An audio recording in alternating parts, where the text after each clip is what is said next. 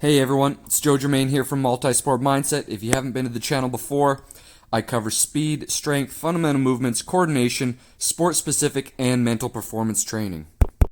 I'm going to start posting my personal workouts and workouts that I incorporate with my athletes, and we'll discuss what the training factors are, and that will cover all kinds of exercises, sets, reps, recovery, target heart rate, and the specific goals of the training session.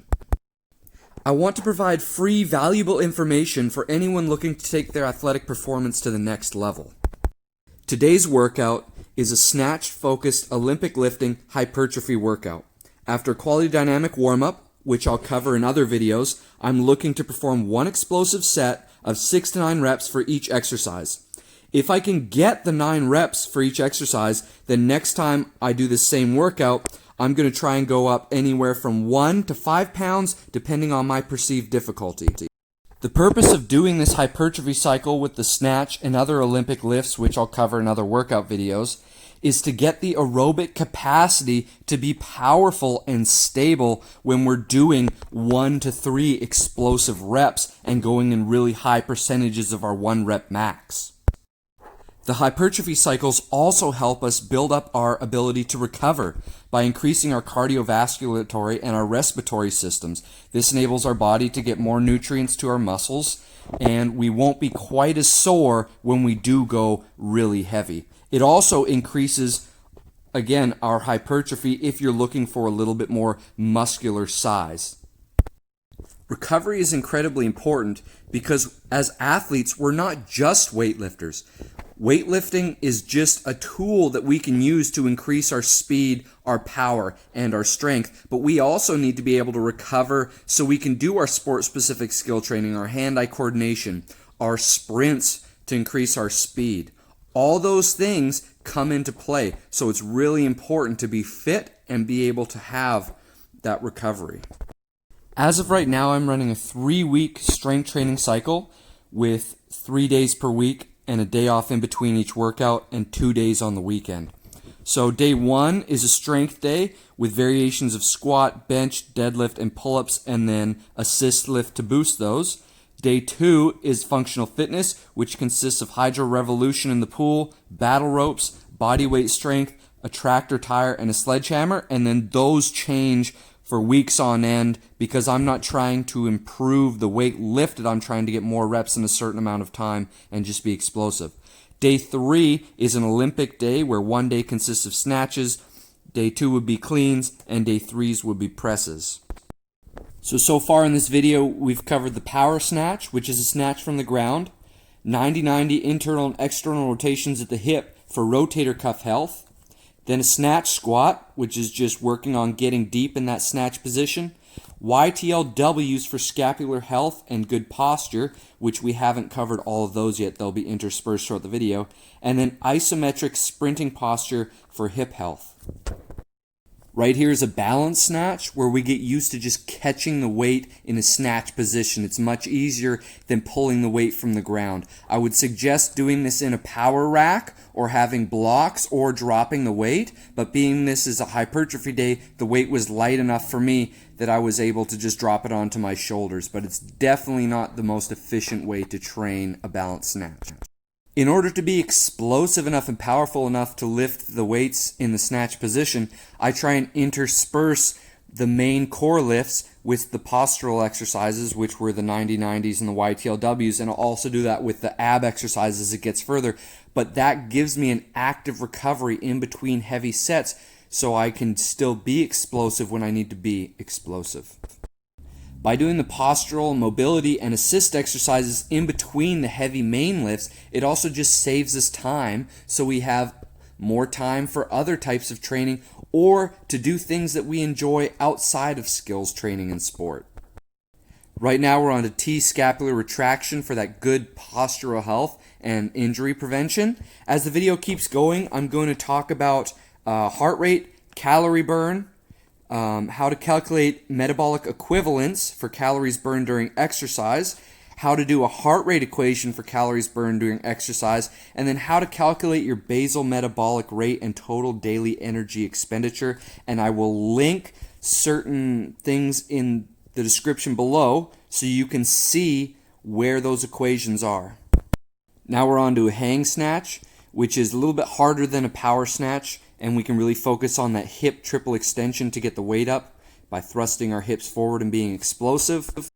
For tracking heart rate, I use a Polar H10 heart rate monitor. I use the chest strap rather than a wrist strap, as from what I've read, the chest straps tend to be quite a bit more accurate. But if you are using a wrist strap, it will still help give you a good estimation of where you're at, because manually having to test your neck can be even more inaccurate than that. To target aerobic power, we're looking to be in 70 to 80% of our max heart rate. To figure out what our 70 to 80% range is, we need to calculate our max heart rate, determine our resting heart rate, and calculate our heart rate reserve, which I will cover more in depth in another video. Once we have these numbers, we can calculate our specific target heart rate zones to reach our goals for that workout. In terms of calculating our caloric burn from intense exercise, I don't recommend using the heart rate. I actually recommend using metabolic equivalents. Metabolic equivalents are how many calories you burn during certain exercise. So if you go onto Google, and I'll put a link below, and Google 2011 metabolic equivalent compendium, it has data-backed stats that tell you, based on the type of exercise that you were doing, how many metabolic equivalents burned.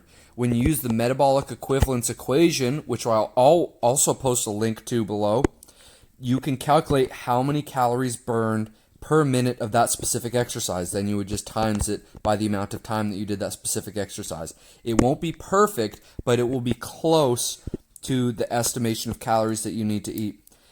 I also read some studies, which I can try and find and put in the link below, that metabolic equivalents overestimated calories by about 25% and didn't take into account our existing calories. So once I equate my metabolic equivalents from the compendium, I figure out what 25% of that is, I subtract that 25%, then I figure out how many calories I'm burning just existing with my basal metabolic rate for 1 hour, and I subtract that as well. To calculate our calories burned for just existing, or our total daily energy expenditure, I personally use the Mifflin-St. Jeor equation because I can insert my body fat percentage, but you can still get a decently accurate, maybe slightly overestimated amount of calories that you burn by using that equation. The Mifflin-St. Jeor equation, which I'm not sure if I'm saying that correctly, also gives you the opportunity to multiply your total daily energy expenditure by the amount of activity that you do per day. I tend not to do that. I'd rather take the total daily energy expenditure and then calculate my energy expended during activity with metabolic equivalents, because that can be a little bit more specific to the type of exercise that you're doing. But for most people, just that multiplication to get you to where your daily activity is for your total calories burned will help you. I will create a more in-depth video on calculating your total daily energy expenditure, your basal metabolic rate, and how to calculate metabolic equivalents in another video so you can see it firsthand. Some of the exercises that I didn't describe while I was going through about how to calculate calories was the one-arm dumbbell snatch, which is much more safe than a two-arm barbell snatch overhead if you don't feel completely confident in your abilities. The Scapular Retraction, the Singlè Arm Kettle Bell Swing, the Pike Sit Up, the Turkish Get Up, which is a phenomenal full body exercise, and the reverse hyperextension to really get our back abs going. Overall, this workout took me about 46 minutes to complete with an average heart rate of 138 beats per minute and a max heart rate of 179 beats per minute. The Polar app calculated about a 547 calories burned throughout the workout, but with the MET equations, I calculated a burn of about 300 calories. So that is something to be aware of, like I mentioned earlier, that the wrist straps and the heart rate monitors don't necessarily have incredibly accurate calorie counts, and they will overestimate, because an overestimation of 247 calories, if I was doing this consistently, would add up to quite a bit of fat mass gained over time. So in the video we just saw thrusters, and now we're working on fat grip holds. When you flip it around, so it's reverse grip fat grip holds with your thumb forward, man, is it way harder. I definitely need to keep working on my grip strength, and I think once we increase our grip strength, all our lifts will go up really, really fast. So I hope you enjoyed the video. I will bring different exercises, workouts, and goals for every time, so hopefully you can get a few nuggets to add into your own athletic program. In closing, I just had a few questions for anybody that watched this far. Should I have played the workout at a faster frame rate? Was it worth it to you to see from the front and the side angles? Let me know what you think in the comments. Also, would you have rather seen me talking than doing a voiceover throughout the video? I did it to save time, but I'd love to hear everyone's opinions.